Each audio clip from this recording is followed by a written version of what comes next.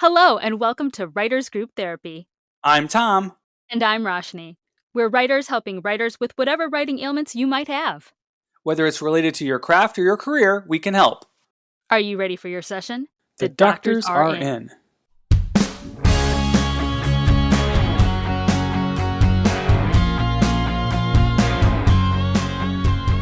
Hey, Roshni. Hey, Tom. How's it going? It's going great. I got a challenge for you. What's the number one box office leader this week? This week? This week. Oh, I actually don't know. Because I haven't been paying attention. It's not a movie. It's not Barbie or Oppenheimer because that was over the summer. Yeah, it's Taylor Swift's concert show is number one. You're right. I mean, is there anything else even in the theater, though, right now besides Eras? There are some other movies, but not like any big names or anything that the studios would want the actors to be promoting. Yeah. You know, we had a whole bunch of movies that were delayed because of the SAG-AFTRA strike. You know, that things were actually almost done or were in post-production were delayed because of, you know, the fact that the actors cannot do junkets and go on promotions. Yes. And that and they can't even talk about projects, and you know about that sort of. And we actually have an episode of Writers Group Therapy that we've been sitting on because the release of their film, the person who interviews film was not, you know, they don't want to release it until the strikes are over and they can go full on with their marketing. So it's kind of interesting. Yeah, Taylor Swift's concert pick is number one again. It's the second week it's number one, over $100 million domestically. Yeah. Although, to be fair, I feel like even if there wasn't a strike, going up against Taylor Swift's concert movie, she still would have dominated the box office, regardless of what was happening. But it helps that there's really nothing else out there too. You know what I'm saying? Yeah, I went to the theater to see something a few weeks ago. Now I can't remember what it was. Oh, was that it good, Oppenheimer? Huh? I did see. I saw Oppenheimer. I did see Oppenheimer in the summer, and then I saw something else at the theater, and I can't remember what it was. Oh well. Yeah. It's been an interesting season. I want to say we're halfway through the strikes. We had two strikes simultaneously, the writers and the actors, and the writers have, I guess, are pretty much back to work now.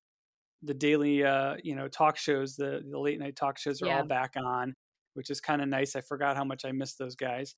So they ramped up quickly. Just for context, the writers went on strike in early May, and that ended, I think it was earlier in October, right? Were the talks like late September, early October? Yeah, it was basically about 6 months. Yeah. The actors went on strike, I want to say June or July. It's actually been about 2.5 to 3 months as of this recording. It's the longest actor strike now on record, I believe. So counting back October, September, August. So yeah, like July-ish, August-ish. It feels longer, honestly. Interestingly enough, I've seen quite a few YouTube videos about like the top movies on Netflix and the top Korean action movies. You know, they're out there promoting things that are available because, you know, the international and independent stuff can still produce more stuff and promote them, whereas the domestic stuff is mostly just stalled. Yeah, it's interesting that so many of the top action movies on Netflix are actually foreign films. They're not actually domestic. I mean, meanwhile, so technically the writers are back to work. There have been a few hiccups. I don't know if you've seen some of the headlines regarding some of the talk show writers. It's pretty interesting.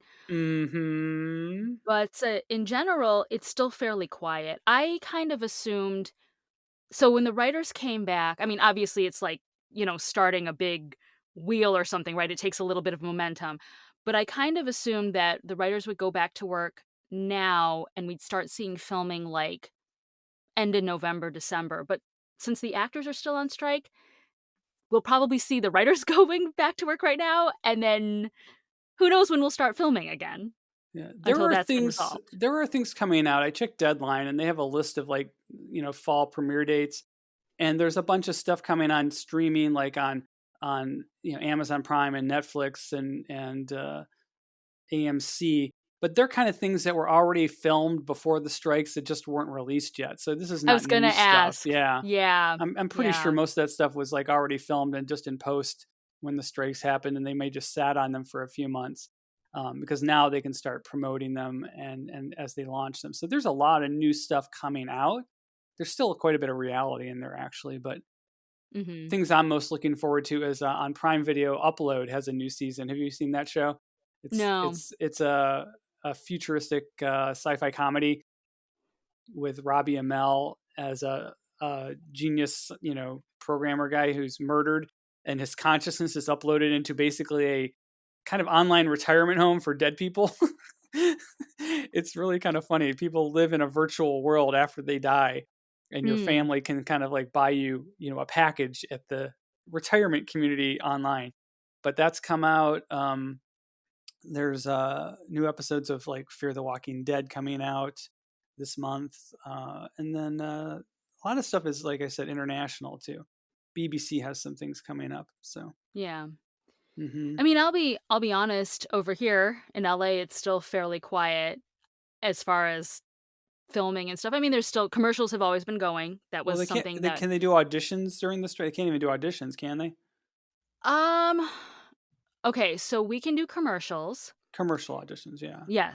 There's some non-union things, I think. Student films, I have seen a rash of student films Hmm. on the breakdowns, because I mean, they can do it, like, they're Yeah. not beholden.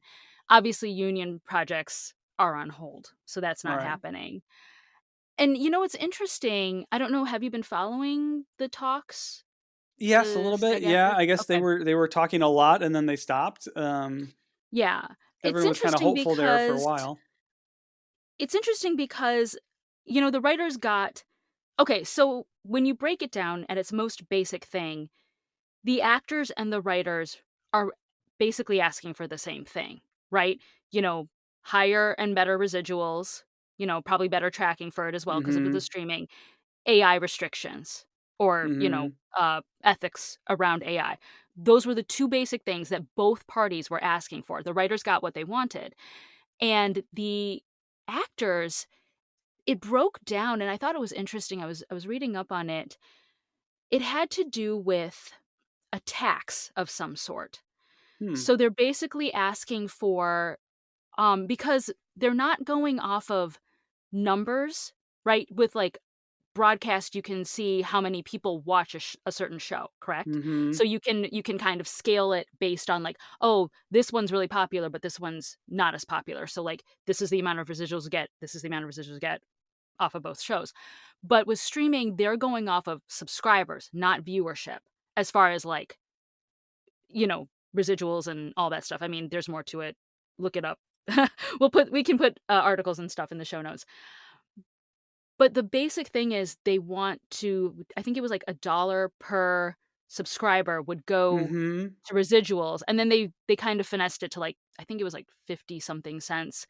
That takes out like news and sports or whatever. But basically each subscriber, that residuals for the actors is like built in to their purchase, which is where the companies were like, "No, that's too much money." And I mean, I get where they're coming from, because how do you quantify it if they're not gonna give us the numbers of, like, Stranger Things has X, amount of viewers, but, this other show does not, like, Hmm. that's the And you model. and you know they have you know perfect data on that. They know exactly how Yes. much is watched and how many people started watching something and stopped watching, and they know everything. But yeah, I did hear about the residual thing being a sticking point. And Mhm. I don't think it's unreasonable. It's just, yeah, you have to be able to do the math to be able to calculate the residuals. And I did see something about, I think it was Disney CEO was talking about that greater transparency is coming for the streaming service. Again, it's not a matter of they don't have the data, it's that they just don't want to share it. And Yeah. I don't Yeah. see why that's an issue. And the fact of the matter is, streaming services will have much more accurate data than broadcast because they literally can tell you down to the second when someone's watching, whereas broadcast people are relying on reporting by Nielsen viewers or whatever. Oh, that's a good point. Yeah. Yeah. I mean, they could even tell you probably like, "Hey, everybody watched this one show up to, like, the 20-minute mark and then turned it off." Like, how good would that be for writers? Can you I imagine don't this is know. a really random side tangent, but no, like, if you were okay, It's as a interesting, yeah. scientific data, gathering thing, if you're like, "Okay, I'm writing for this show," but everyone clicks off at, like, the 5-minute mark, then you know something's wrong, you know what I mean? Like, in a Mhm. way, that data would actually be really nice just to Yeah. know, like, where am I going wrong as a writer? I'm not grabbing their attention. It's kinda like the old test audiences for, like, sitcoms or whatever, where they actually made a gizmo that you could turn a wheel, like, whether you thought it was funny or not. Like, how funny was that joke? And they could calculate, how many people in the audience thought a particular joke was funny that way. But, yeah, Really? it'd be interesting if they made more interactive TV stuff where you could do that. I mean, one thing is they could, if depending on the device you're watching on, they can get a better accurate count of how many people are watching, because whereas with the old style system, it's like it's based on households. Like you don't know if Yeah. there's one person watching or four people watching because it's a living room TV kind of thing. Versus if they're watching on an iPhone, it's probably just one person. you know, Yeah. you Yeah. don't usually get a family of four sitting around the iPhone. But you're I mean, right. I can see where the data would be bad too, like, if you watch it on your TV and then you just, like, walk away because 'cause you're doing dishes or something, like, you don't know if they're really watching the show, but anyway. Or like my parents who leave the TV on all day long for the dog, keep the dog Oh, no. entertained. They're Yeah, like, "Oh my gosh, they're we love everything on this channel." yes, I'll because what's the dog? I forgot my oh, Izzy. Izzy is their dog. Their little Bichon is, Izzy is counting towards the ratings of usually CBS. I think they usually leave a lot on CBS. Oh, that's funny. Yes. Anyway, but yeah, going back to the how you calculate all that, and then how do you compensate the proper shows and then the proper actors on the shows for their work is that's the big question. But it's just a logistics problem that can easily be solved. So there's no reason not to do it because of the it's not a we can't do it. It's more of a we don't want to do it. And Yeah. I feel like the studios will come around to some. They just have to find a number, I think, and they'll be okay with it. The math is pretty astounding when you think about the number of subscribers. You're into the tens or hundred of million, subscribers on some of these services, and if it was a 50 cents a user, that's a lot of money. It's Yeah. which is great for actors. I mean, Netflix just announced they're raising their rates again for both, the ad tier and the premium tier. I think it's going up to about $23 a month, $24 a month for the old style ad free service. And it Mhm. used to be like, just a few years ago, I remember it was like 15 or $16. And so it's grown a lot, and they're making a lot of money every month, so I don't feel like 50 cents of that $25 or $24 is that much to ask from the union standpoint. No, I agree. I mean, and honestly, the way things are going anyway, you know, even when I first got here in 2010, I think people had that thought of like, I can live off residuals and stuff like that. That dried up like around 2015. And so it's a lot harder to make a living as an actor and know that it'll be sustainable in the long run after you've retired. You know what I mean? In a weird Hmm. way, like put it like this, residuals are sort of like our retirement fund. It's like our pension. And it's not even that secure because it depends on like where you want to hit show. Are they still playing it in syndication? You know what I mean? But in Hmm. a weird way, residuals are sort of like our version of retirement, Right. and I don't think most people get that. They think, "Oh, like actors are super overpaid and blah blah blah." Not really. The point is 90% of actors are not A-listers, and we don't make that Hmm. kind of money, And you're Hmm. lucky if you're in the union and, following union rules and only working union jobs. If you're not at that level, you're lucky to get a job a year. A lot of actors are waiting tables or doing other side jobs to make ends meet while they're waiting for the acting jobs to come. So it's a lot harder than people think. Oh, absolutely. No, and even if you get a gig on a show or on a movie, like you said, you spend a lot of time just getting the gig, and then Yes. you do the gig. Then you're waiting for whatever the project you were in to be released, if it's released at all, and that money could take years to come when you get residuals. Yeah. When you start to Yeah. talk about, does it get theatrical release? No. Does it get a streaming release? Does it get international distribution? All of those things take a lot of time, and eventually, the actors are kind of whittled down to the bottom of the ladder of who gets paid. Because you get the distributors, and then there's the producers, and then there's the writers, and there's a lot of people involved, and then so the actors are kind of, I don't say low man on the totem pole, but they're not that high unless you're like you said, an A-lister that negotiates things up front and gets a big Yeah. payday just for being in it. A lot of times actors get paid very little to be in something, and they may not get residuals. And with even though there's a lot of content being developed, it's still being divided up, by the audience is being divided up so much that the residual amounts are less. I guess in the day when you had 5 or 6 main broadcast networks and you were on a show and it ran for 7 years and then you get residuals, you made it. You were set. But now, because audience are so much more divided, the amounts that the studios, the networks get for advertising is less, so there's less money to be distributed down that ladder. It's a very different world. Even with the concessions that I think that the Writers Guild got, I still think that the industry has changed so much that it's still going to be extremely difficult. It's still not going to be. I still think writers are still going to be struggling a lot. Oh, for sure. Yeah. The landscape's completely changed. Yeah, I mean, they addressed a lot of the issues, and the Writers Guild did a great job getting a lot of concessions. But at the same time, it's in a different world than it used to be. So Mhm. the pie is being divided into a lot more pieces, so that getting your piece of the pie is a smaller piece than it used to be. And one thing that I remember, I discussed this with a friend of mine who's, in the actors union. Another thing that people don't really realize when they're like, "Oh, actors and writers are all fat cats asking for a lot of money." The ultra low budget rates, like, the bottom of what we would get paid, which I think was, like, 100 or 125 a day, and you think, "Okay, Hmm. that was like a 10 or 12-hour day." That rate has not changed since I got out here in 2010. Wow. Okay, inflation has gone crazy. Other industries have probably, doctors, lawyers, engineers, whatever, truck drivers. Hopefully inflation, their salaries have risen with that.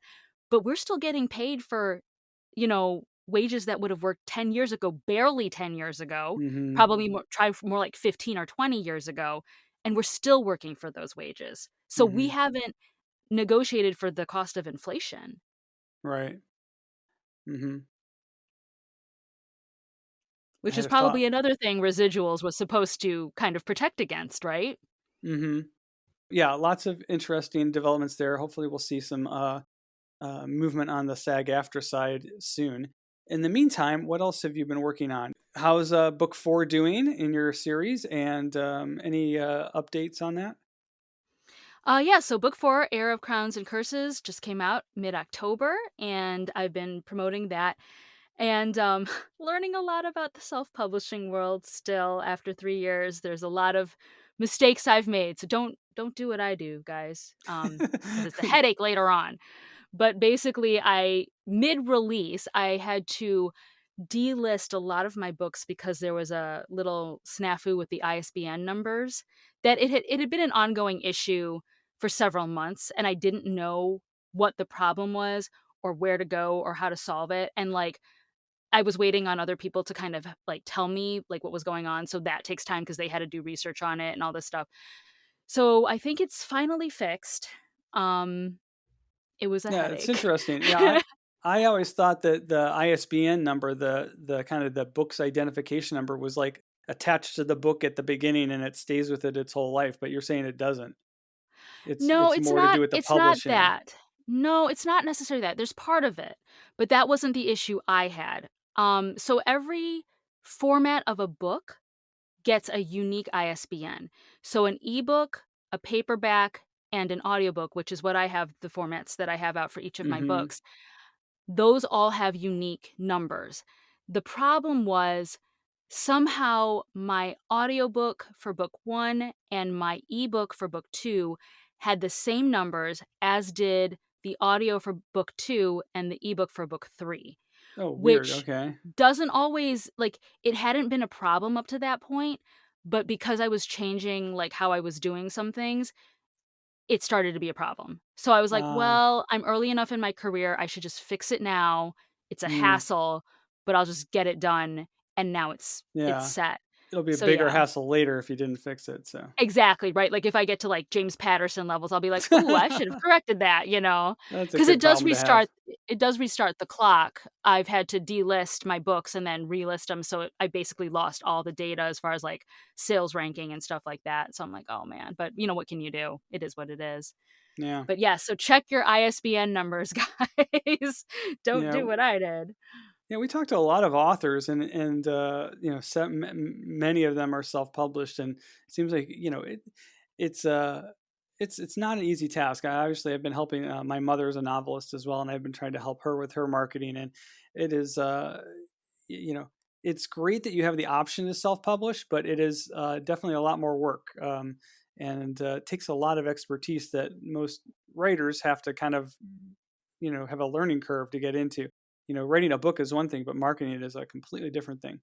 Yes, so true. I mean, and it's really such a long haul, and you really have to think. I mean, it's like everyone always is like, "It's a marathon, not a sprint," but it is like a 5-year marathon, you know what I mean?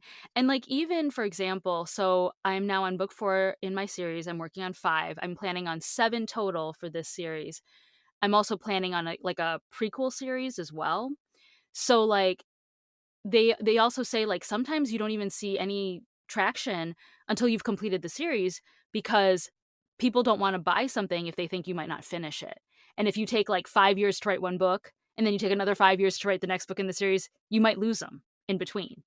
And I'm like, when I read that, I was like, "Oh my gosh, it makes sense because I can think of some Mm, series that I loved, and because, like, they switched publishers or whatever, the series never finished." And, like, yeah, I was very sad, and I even, like, hunted down the author and, like, wrote them directly, and I'm like, "When is book 3 coming out?" Like, because I wanted to read the next book so badly, but, like, what can you do because they were beholden to different contracts and stuff. So, but there's definitely a lot more, um just a lot more to the marketing and approach than I thought in the beginning. In a way, marketing a film is a lot easier. oh yeah, I feel like marketing our films is pretty cool, and the film festival circuit is kind of a great way to get exposure, but I You still had see a learning faster curve. results. You see You faster you results. you do. Yeah. Obviously, it's actually cool. So our couple of our films are actually out there on various streaming services. I get a residual from Amazon every month or every couple of months. Ooh, nice. $2.50 here and there. It's like, in 50,000 years, I'll have recouped my expenses. Yeah. You're like writing a check to the actors like Here's .5 cents. your No, cut. actually, Yeah. what's even, like, half of a penny? I don't even know how you'd write that. Point zero point zero zero five cents. Yes. Yeah, yeah. Something like that. Oh my Yeah. Here's your word. risuals. Thanks for being in my movie Yeah. 25 years And ago. and see, here's the thing too, so when we did that film was, like, what, 2014, 2013? 2015, Yeah. roughly? And, like, you haven't even recouped your costs, and you're waiting for the residuals to help you recoup those costs. So, like, think about it, bringing it back to the strike again, how much more for, like, the writers and the actors, how long it would take to see any return on that investment. Hmm. Yeah. I had an issue with one of the licensees that licensed Reclamation and Synesthesia was in Russia, and they have ghosted me. I had a contract with them that was really good. They owed me money, like a couple few $100 actually, and they have not paid. And they actually sent me a report that showed that I was supposed to get paid, and then they never paid me. So try to chase that down, Oh my gosh, especially like, when it's such an adversarial country right now. so wait, like, aren't they just supposed to Are you direct with them or are they like through Amazon or something? No, it's direct through them. I actually found them Oh, through, various licensing yeah, lists of companies to contact, and had a deal and signed contracts. Even had the lawyers look at the contracts. Um, yeah. I have not heard from them. I haven't been able to find them, and it's been a couple of years now. Oh my gosh. I don't even know how you would track that down. It would be nice to get the money, but I mean, it was more important to get distribution, in 13 different Mhm. countries. So I hope people Yeah. are enjoying it, enjoying the films. I didn't expect to ever make money on that, but it would have been nice. So, Yeah. Yeah. hmm That's wow. Yeah, I don't even know how you would what a yeah, hassle. where to go with that? Yeah, you kind of Yeah, counting on them to follow through, but oh well. that's Be funny. careful who you give your film to. How about you? What have you been up to during the obviously, the strike would affect you differently out in the Midwest. Yeah, I've been working on some projects. I'm still doing a lot of rewriting, and I've been having monthly meetings with the story producer through the Get It Made program that I'm part of, and Oh, nice. this is about basically reading my projects and giving me notes and getting them polished for ready to go to market kind of thing. And I've had some really good meetings, and they've in fact the last time I talked to the story producer, he's like, I'm looking at 40 different projects and yours is one of two where I've had barely any notes. So that's he's really he was very complimentary of my writing, and had Oh, very few fixes. So I'm really excited. So that project is actually in the catalog with the Get It Made team for going out to meetings and stuff. Pretty excited with that. So if we can just finalize things and make sure that we're happy with the script, then that one will be done, and we'll move on to the next project. So I'm actually working on several projects with them. So I'm pretty excited. so are you going to do, like, a sizzle reel or something? Or, like Well, that's the group that we write a lot of proof of concept films, little short films to try to help them. So the next step would be attaching people, like attaching like a director and an actor that can then go film like that 5 minute 5 6 minute proof of concept film to then go out to sales meetings and say, look how cool this is.